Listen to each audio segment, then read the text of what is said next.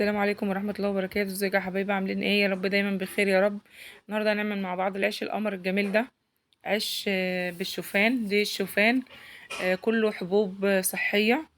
الحبوب دي جميلة للبشرة وللجسم، بتغذي البشرة وبتغذي جسمك كويس قوي، وتمده بعناصر غذائية كلها حاجات طبيعية ومفيدة للجسم، تساعد على التخسيس وامتلاء للمعدة. أول حاجة مقاديرها كلها متوفرة عند العطار. دقيق شوفان، كمون، شمر، حبة البركة، ده حمص أنا سلقته وطحنته. وبنحط خميرة وسكر، بيضتين، لبن بودر، زبادي طبيعي. كمان ببشر جزرية وتفاحية، ده حبوب شوفان كاملة بحطها كمان معاها.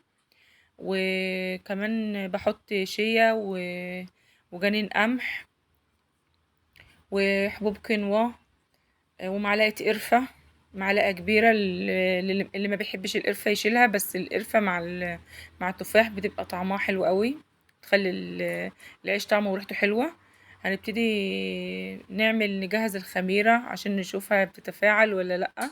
ننشطها بمعلقة سكر، ولو عندك عسل طبيعي، عسل نحل، ممكن نحط معاها معلقة عسل بدل السكر، عشان نضمن ان الاكل يكون كله صحي او العيش يكون كله صحي. هنقلب الخميرة وهي الملح كويس، وهي السكر عفوا، لحد ما تدوب مع بعضها، وهنسيبها شوية لحد ما نشوف التفاعلات. طبعا انا معايا كمان مية دافية. الدقيق انت على حسب الكمية اللي انت هتحطيها، يعني ده 3 كوبايات ونص. حطيت معاهم بذور الشيا، وحطيت سمسم، عشان كل الحبوب دي كلها مغذية. نقلب كل المواد على بعضها، وبعد كده هنبتدي نعجن كل المواد مع بعض.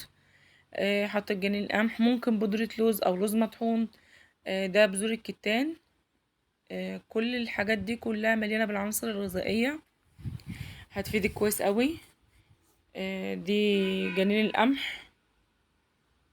طبعا انت بتحطي بكميات يعني ممكن تجيبي من كل حاجة ب20 جنيه مثلا. الدقيق حطيته كله كل الحبيبات اللي انا قلتلكوا عليها دي كلها.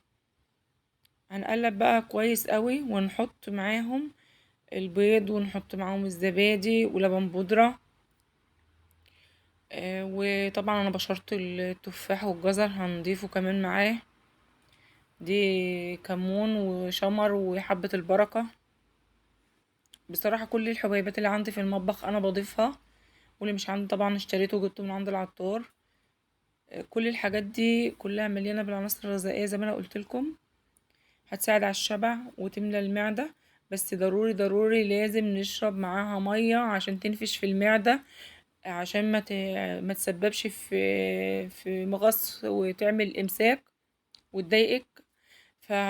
طبعا هنضيف عليها مية دافية علشان نلم بيها العجينة. ده البيض نزلته، وطبعا ما ننساش الملح. وده نص كوباية زيت ذرة. هنبتدي نقلب بقى المكونات. طبعا الخميرة اتفعلت زي ما انتم شايفين كده، ده دليل على ان الخميرة كويسة. لو ما لقيتيش عملت التفاعلات دي، يبقى الخميرة دي مش كويسة، فلازم نغيرها عشان العيش يبقى قلبه هش وكويس. هنبتدي نقلب كل المكونات والاضافات كلها مع بعضها لحد ما تتكون معايا عجينة متماسكة. طبعا انا مولعة الفرن قبل ما ابتدي بالحاجات دي كلها. والصواني بفرش عليها ورق زبدة، او بدهنها بزيت خفيف. طبعا بدهنها كل الجوانب عشان العيش ما يلزقش مني. انت ممكن تقطعيه، تعمليه بقطاعة بسكوت، وممكن تعمليه زي ما انا هعمله دلوقتي، هفرده في الصينية وبطاطه وبعدين ارجع اقطعه.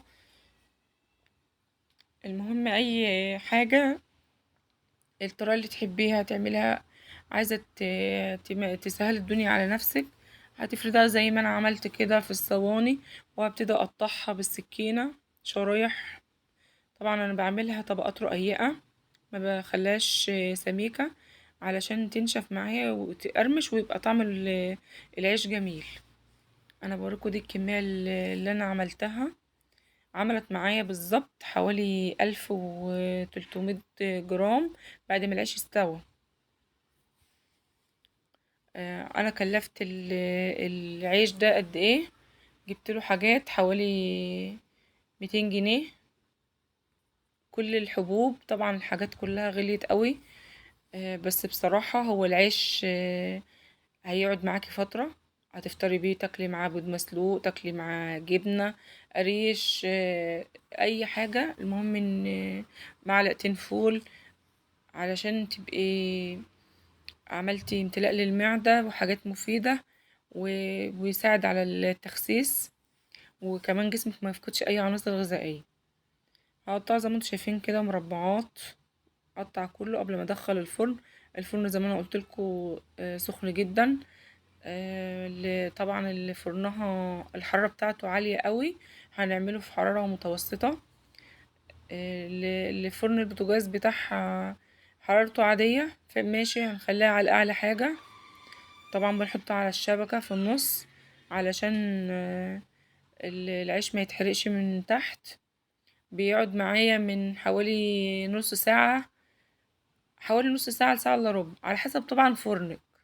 يعني لو الفرن حامي مش هيقعد نص ساعة بالكتير. لو درجة الحرارة بتاعة الفرن متوسطة ممكن يقعد معاكي ساعة الا ربع. طبعا انا بحب احمره من فوق ومن تحت فعشان يبقى مقرمش وطعمه حلو. وبعد كده بقى بعد ما بيستوي بتطلعيه بالراحة ما يبرد، وتشيليه في العلبة، وبعلبة محكمة الغلق. دول جزء منه. والسلام عليكم ورحمة الله وبركاته.